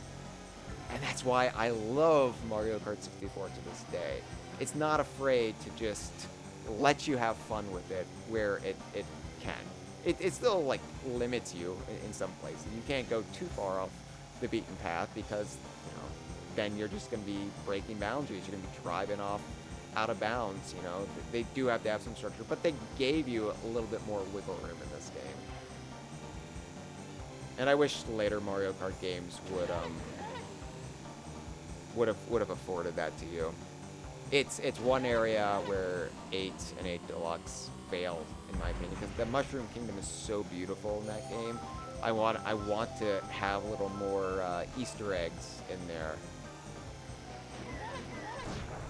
Yeah, for all the good that Lightning does at this point. Like, everybody's, like, off in their, like, their team rooms, drinking champagne. And then they just get shrunk down, and then the amount of booze in their system immediately intoxicates them to the point where they're blackout drunk. And actually, they're still on the track right now. They're still driving around. They're just waiting for Donkey Kong to finish. But Donkey Kong had the side seat, damn it, because Donkey Kong doesn't get a 3D platformer until late 1999. That wasn't even as good as Banjo-Kazooie. It's funny, you know, it's funny thinking back to this time period because, yeah, all we wanted was a new 3D Donkey Kong. I mean, a 3D Donkey Kong game. Like, that was the biggest thing after DKC 3, right? Of course, we wanted Donkey Kong Land 3, but we weren't thinking, oh, what if Rare does something else?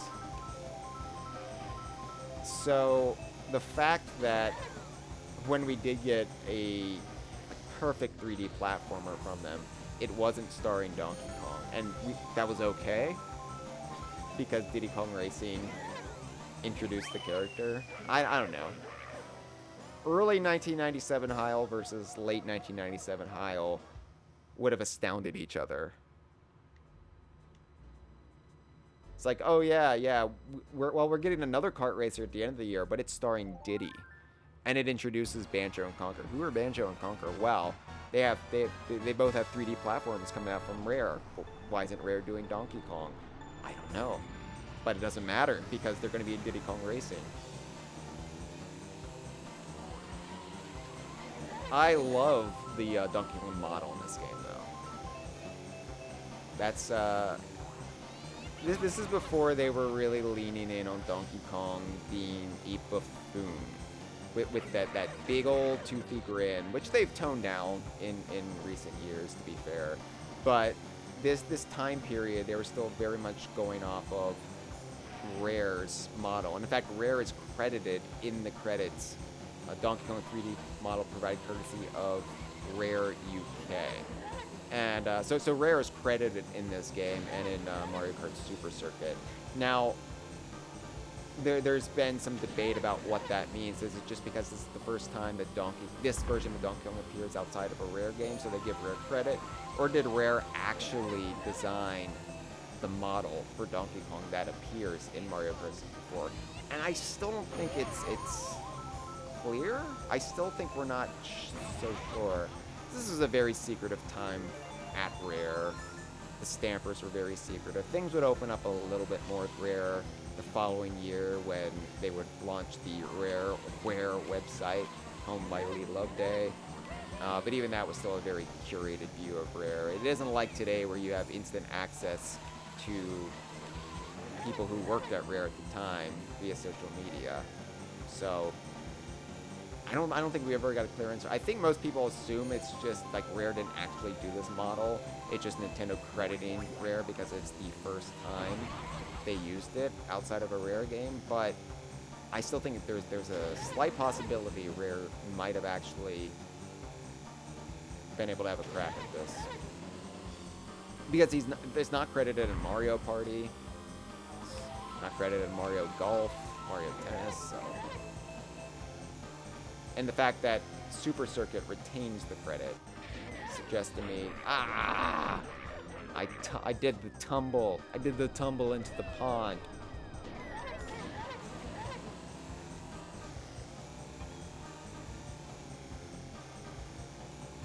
Alright, see if I can catch Luigi.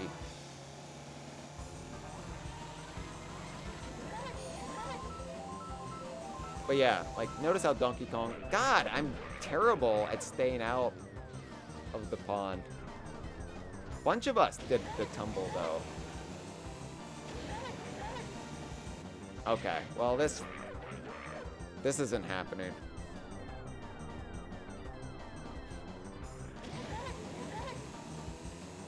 One thing I do like about Mario Kart 64 compared to the Super Nintendo version or Super Circuit is that there aren't coins. You don't need coins.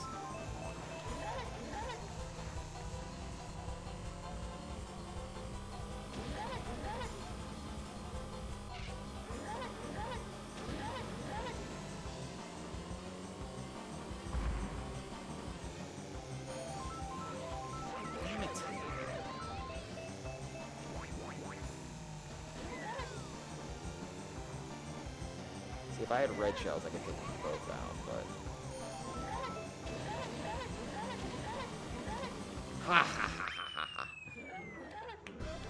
Yeah, I'm giving myself a round of applause for that one.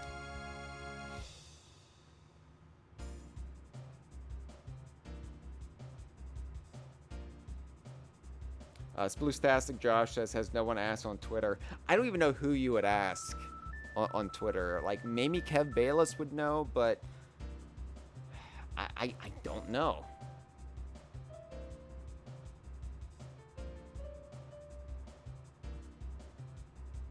And yeah, once again, there's no catching Donkey Kong. There's no catching up with Donkey Kong at this point. All Donkey Kong has to do is get 4th place, and Donkey Kong wins, which is the natural order of the universe. Donkey Kong should always win, unless it's Diddy Kong, or Funky Kong, or Dixie Kong in Mario Kart. Sometimes I will allow Donkey Kong Jr., the retro sprite, but that's just young Donkey Kong in my opinion. And then, of course, the me of yourself wearing the Donkey Kong racing outfit is also acceptable as a winner in Mario Kart, but yes, Bowser's Castle, and the time period this game came out in. So many urban legends sprung up around Bowser's Castle from this thwomp right in here, who looks green because of the light shining on him, and it's like, why is that thwomp in prison? Why is he in a brig? What did he do? How does he get out? What does it mean? And urban legends like this, and like the Triforce and Ocarina of Time, and you know, Luigi in Super Mario 64, although that one never really reached my circles as much because we just knew Luigi wasn't in Super Mario 64 because we read interviews. They were everywhere.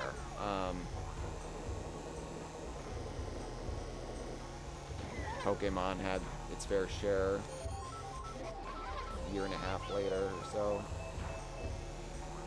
Or Stop and Swap, but Stop and Swap, it's a whole other thing, Stop and Swap, where it was actually, there are conspiracy theories about it for sure, but Stop and Swap was actually a thing that Rare actually did put in the games, or planned to put in their games, so there was actually, you know, weight behind Stop and Swap, which I think makes it all the more intriguing. It's not just playground rumors, or seeing something curious in the game and wondering, well, what's that about?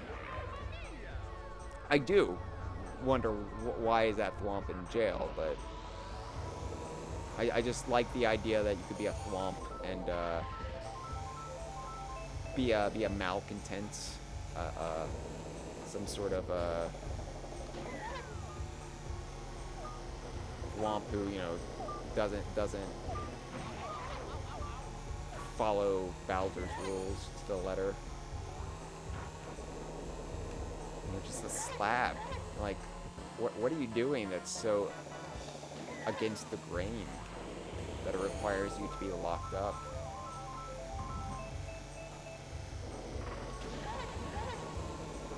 It's a good thing I've got such a built-in lead, because I have no idea. Like, Peach is just out in front.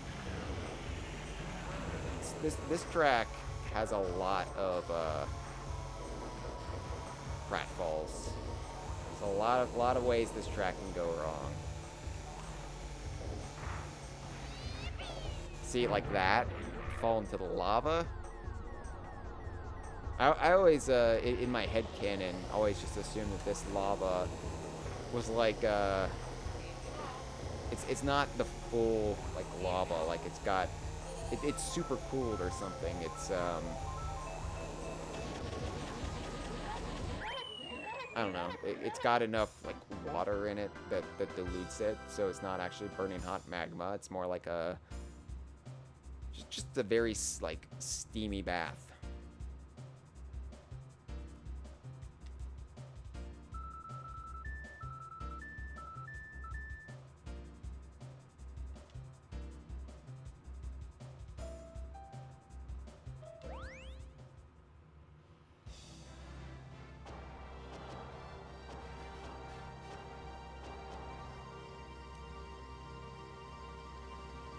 Yeah, Dre says, a sauna, if you will.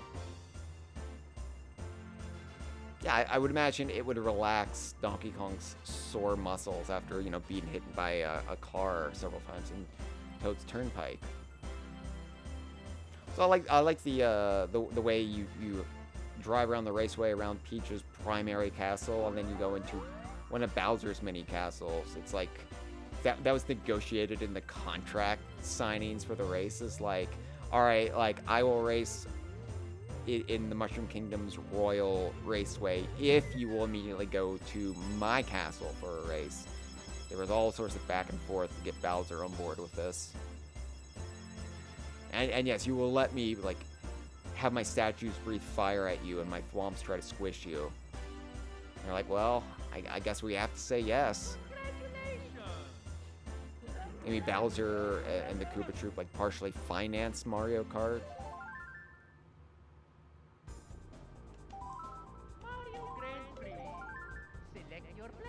Considering there's a wanted poster for Bowser in Mario Party, though, I'm surprised they have such good diplomatic relations with him at this point. All right, the special cup. This is going to be our last cup for today. But what a way to go out, because there's a lot to talk about here. And of course, DK's Jungle Parkway. Now, this track takes place on Donkey Kong Island in the Congo jungle. However, I do wonder if this track was in the game before Donkey Kong was, because there's not a lot about it that screams like it has to be a Donkey Kong track. It could just be a generic jungle that they had in the game. And then when Donkey Kong was added, they were like, well, makes sense. But the fact that the Steam liner out there says Mario on it, and it's like, well, Steam liner doesn't really say Donkey Kong to me. This is more like an Amazonian river, like cruise or something. Oh, and then yes, the fruit that the so-called natives throw at you, which I guess are it's not said out loud that they are Kongs, but yes, apparently like Kongs are pelting you with stuff, just off camera. But I think this works as a Donkey Kong Island track. It looks like it could be like it's got a lot of this like same color sky that you see from renders, and like orangutan gang, and oh, just flip through it. And you can see ice-topped mountains in the background here. I mentioned like the Amazon rainforest, the Amazon River, but it brings to mind more like Mount Kilimanjaro, and of course in Donkey Kong Land we see there are snow-capped mountains in the Congo jungle itself, so I like to think those are those very same ones. Now, there is a shortcut you can take here. You can clip through the wall of that cave on the left. We'll do that later on. Future stream, future installment of DK Done Slow. We're not doing it here. Now, the reason I said this track annoyed me, it has less to do with the Grand Prix and more everything to do with time trial. Because when you're messing around in time trial mode, which is just a nice, pleasant way to experience the tracks without the burden of actually racing, any slight mishap will cause the little notification to pop up that it cannot save your ghost. Because anything that was not like pre-scripted or whatever, they could not save the ghost to your controller pack if you're using an N64 controller pack. And I never used an N64 controller pack, so oh shit. Yeah. You know what? We're gonna try second place, but we're gonna get first next couple times. I hate finishing second in Donkey Kong's home track, but it's fine. Those shells just got me near the end there. I like DK's Jungle Parkway. I just don't like it in time trial mode. I think it's a very lively track, even though the palm trees the jungle itself looks like cardboard. You know, they eventually kind of expand the concept of the Jungle Parkway with Riverside Park in Mario Kart Super Circuit. It has the same aesthetics. And yeah, I like to think this is our first glimpse of the Congo River, which would kind of become a reoccurring feature in a lot of cameo games, a lot of appearances of the Congo Jungle in these Mario sports games. You have Super Smash Brothers too. So, iconic first, even if it's never like specified as such. Now, Yoshi Valley as a Yoshi track, what?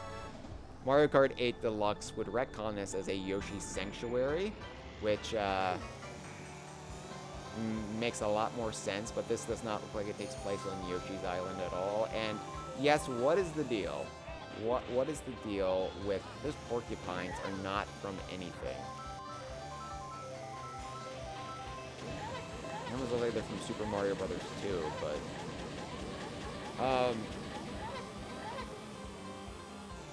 why can't it? Obviously, Donkey Kong is in first place if his icon is the large one in front glowing on the little track icon. Giant Yoshi egg. That's the only thing about Yoshi in this damn track. But so like they explained in like the instruction book on various marketing materials at the time that this track is too windy, it's too twisty, it's too convoluted.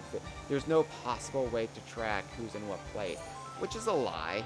That's a lie. I think they just wanted a track that was very confusing. Oh, and I just tumbled into the ravine, damn it. They wanted a track that was very confusing, and like, what if you didn't know what place you were in? And so they kind of have this very thin premise behind it, but it's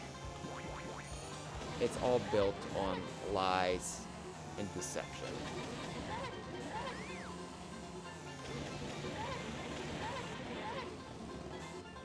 And somebody's far out ahead. Is that Wario?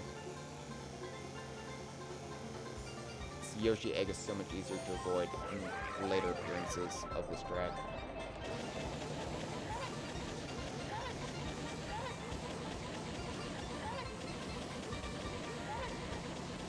Yeah, Wario's out ahead. Gotta love that super mushroom, or whatever they're called.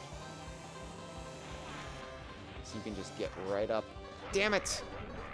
I was doing well there. Now I'm in reverse. Why did you put me in that position, Lakitu? I had no way to know which way I was going. Well, I'm just gonna forfeit. I'm just gonna get, even though I don't know what place I'm in right now because the game won't tell me. They didn't keep this feature in later appearances of this track. It's just, yeah, just lightning everybody out of spite.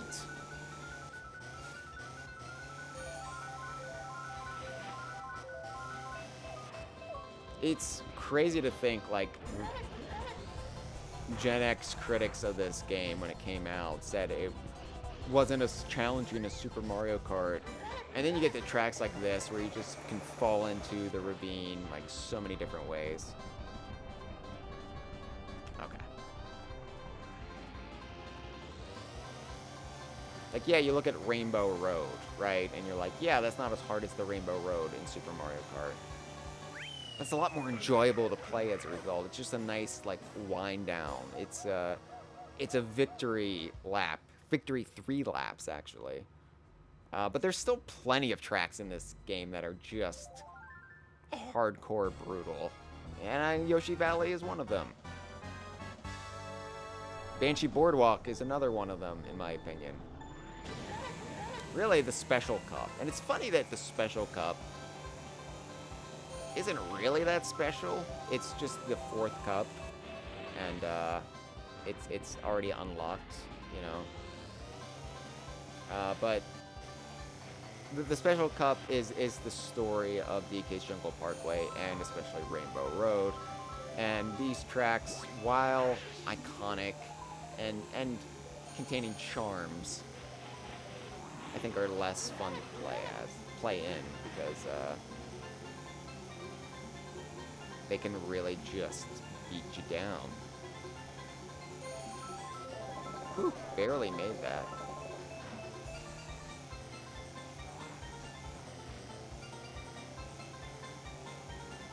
God, love that music though.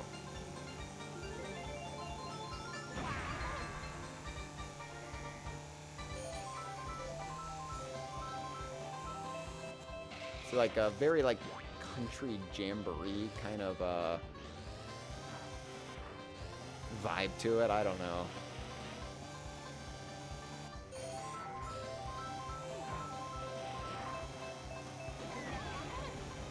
I feel like the green shells hit a lot more reliably if somebody's right in front of you than in some other Mario Kart games. They don't veer off as much. Maybe that's just the vibe, but not actually the reality. I don't know.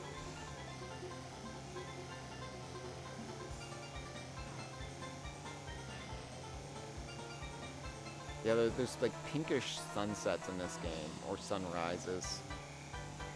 Really help add to that dreamlike quality I was talking about for a lot of these tracks. Yeah, I'm like not even braking, I'm just taking my thumb off the acceleration just so I don't go tumbling in.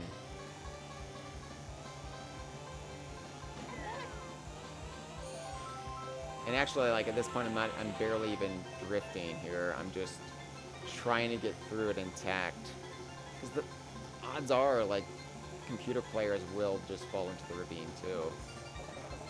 And I'm pretty far ahead at this point. Like, they could spiny shell me, but that's not as common in this game. Alright. Oh. Those question marks, by the way, look very similar to the font of the question marks on the total screen in Donkey Kong Country 3, which is a connection I made as a kid that I don't know why I viewed that as significant. It's like, oh, is that an homage to Donkey Kong Country 3? No. I was stupid, though.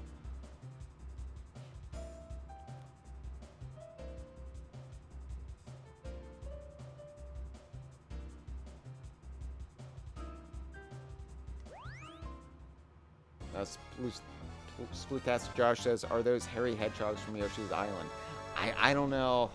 See, my knowledge banks aren't as reliable when it comes to deep Mario cuts, especially when it comes to like Wario and Yoshi games, as it is for Donkey Kong.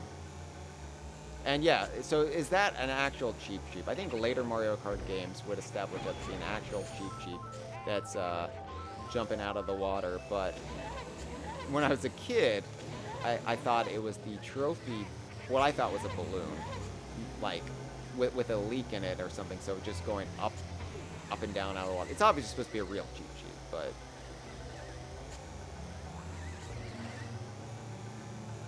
it's just weird that the model you most associate with the trophy sequence.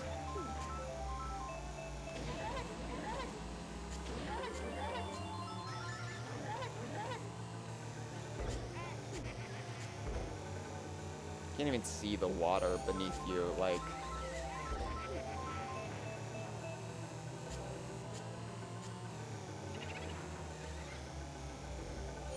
This is a neat twist though on the Boo tracks from Super Mario Kart. And I like that it's like a boardwalk attraction, like a haunted attraction, but it just so happens to actually be haunted and infested with bats, apparently.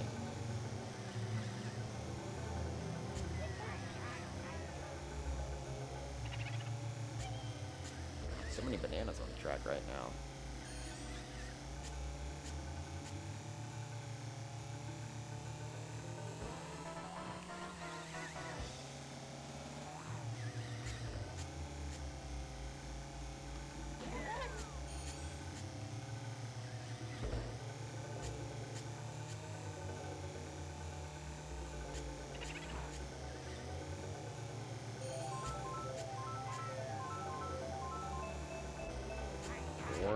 Peach, up on my ass. And maybe next time let Donkey Kong win. Oh, these fucking bats.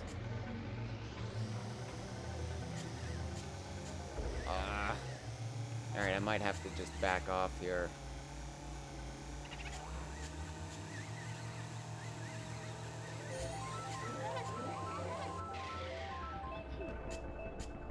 Yeah, I might have had enough time to hit Wario with the red shell, but with Peach right there too, I don't know if I would have actually won. And getting second place in DK's Jungle Parkway, I haven't done the math, I haven't crunched the numbers, what it would require for me to win on Rainbow Road. So I'd rather finish strongly here and not have to worry about it. Retry, retry. This is so quaint though, like only 16 tracks in this game, not including the battle mode. It felt so robust though. And now we have like Mario Kart 8 Deluxe with what, 200 tracks at this point? It's an exaggeration, but not much. But I mean, like, there's a certain something to be said for the economy of this game, right? Like, you only get 8 characters, but they all have so much impact, and they're all iconic. And this really set the template for, I think, what would be like the most successful iteration of these cameo game cast. It's this 8, right? That's not to say like I don't love when Diddy's there or Funky or Dixie, but oh, there's the water. You can see it if you fall into it. I do like the drippy effect. It's only committed to a very small bit because they can't actually go full on like soggy Donkey Kong like they can in later games, but just the fact that he's a little bit drenched.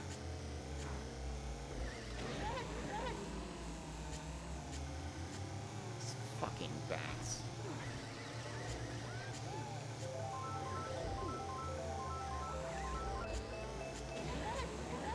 Alright.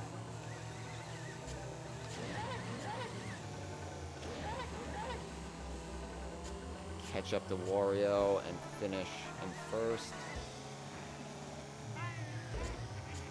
Hoping Wario be taken out by that banana peel.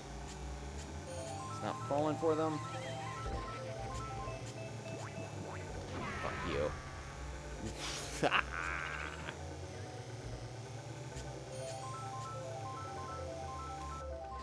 In my head canon, because I do view this Donkey Kong to be the same Donkey Kong that was in Donkey Kong Jr.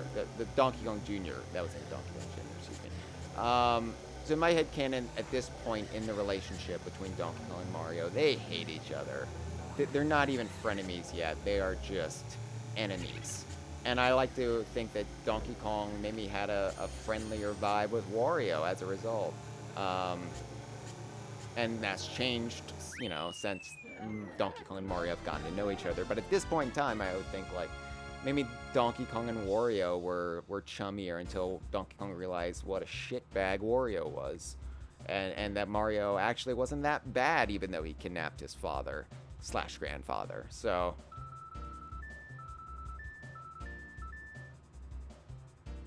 alright, and yeah, Donkey Kong wins. No matter what happens from this point on, so long as Donkey Kong finishes in the top 4, Donkey Kong wins. And what a way to finish. Rainbow Road. I love everything about this track.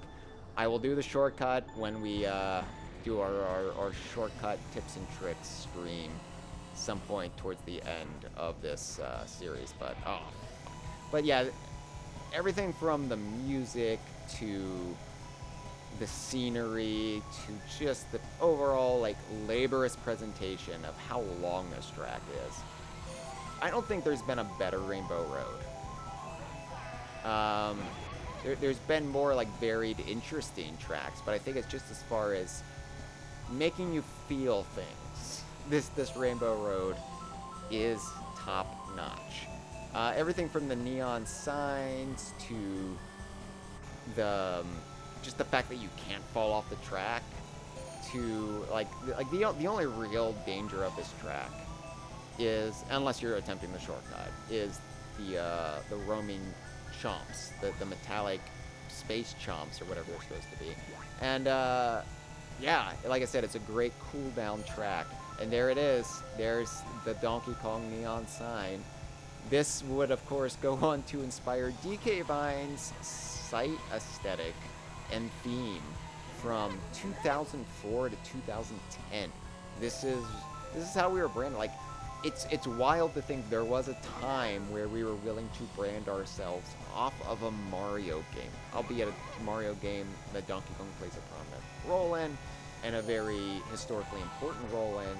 But yeah, like we loved the way Rainbow Road looked, and we were like, you know what, that would be a fun site aesthetic. And it's still something that our forum utilizes, the neon avatars.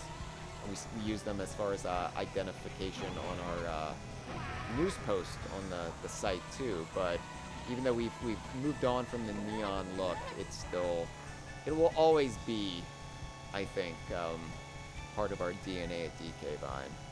It was eventually replaced by the sunset aesthetic from Donkey Kong Country Returns, back when we had our first rebranding in several years. It took 6 years to rebrand from the neon. It was, I think, our longest look up until the current look we have, which will be the longest look. Now I'm just editor-in-chief. I'm like, I like the way it looks. We're gonna keep DK Vine looking like this for a while, but yeah.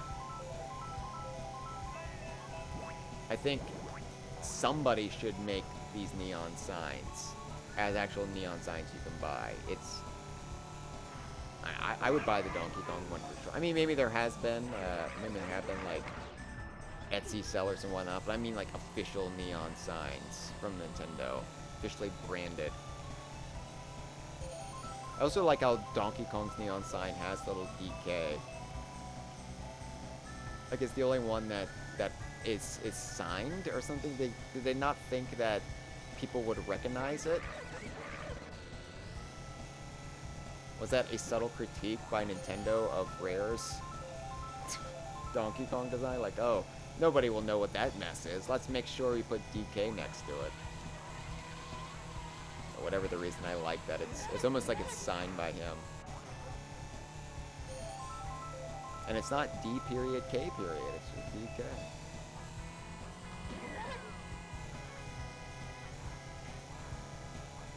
Toad gets his whole body, doesn't even get it, just his head.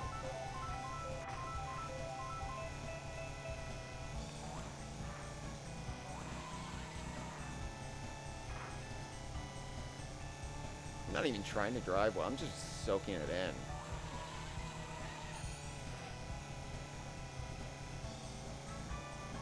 Waves of nostalgia and warm memories of playing this on Saturday nights. Peaches, take that!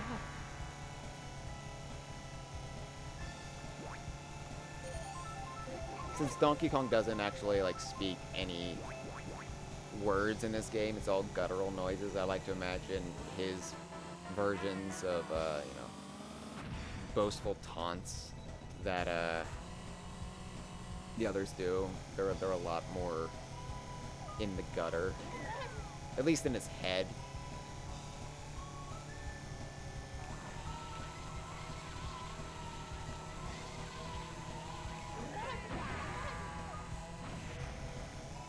I wonder if Donkey Kong and Diddy Kong ever compare notes from their respective kart racing adventures of 1997. Like,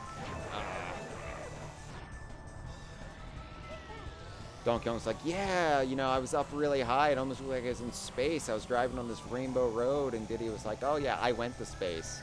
There's a lighthouse, and it's where the pig wizard lived. Donkey Kong just hangs his head, thinking he was going to impress Diddy.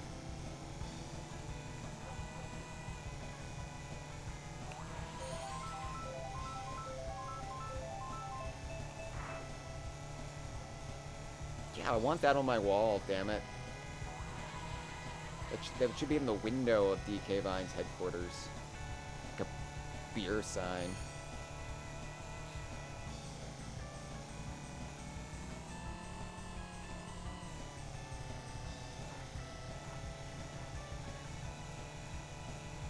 And look, we're 6 minutes into this race, and not even done yet. Like, I love how long Rainbow Road is. It's so indulgent.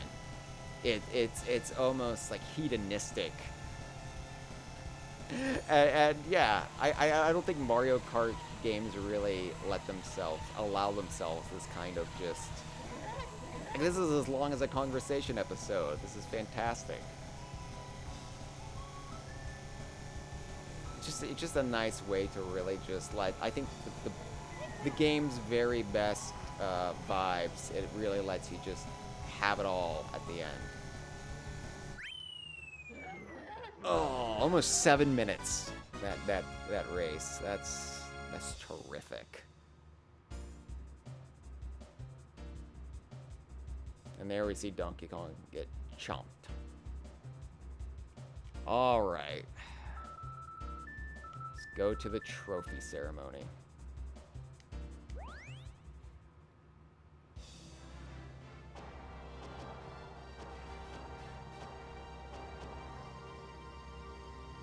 Also, worth pointing out that most of those balloon colors could work as life balloons for Donkey Kong. Got the red, we got the green, we got the blue, the yellow, which Donkey Kong Country Returns implies could be 7-ups for Kongs, worth 7. Because you see the yellow balloons on Cranky's hut, and that's one of the amount of red balloons you can buy from him is 7. So, but we never see those in the wild.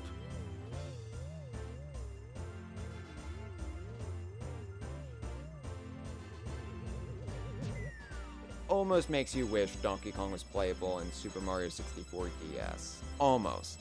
I'm glad he wasn't. I'm not on board with those people who want Donkey Kong to be in a Mario platformer now that they saw the movie. Like, no, let's keep them separate for the most part, but sometimes I'm like, well, maybe it would be fun, but we got to have our own Donkey Kong games on the regular before we allow that indulgence. Well, I want to thank everyone for watching this kickoff of DK Vine Done Slow, Mario Kart 64. Hello to Eeps. Hello to Chris in the live stream. Didn't get to give you shout-outs before.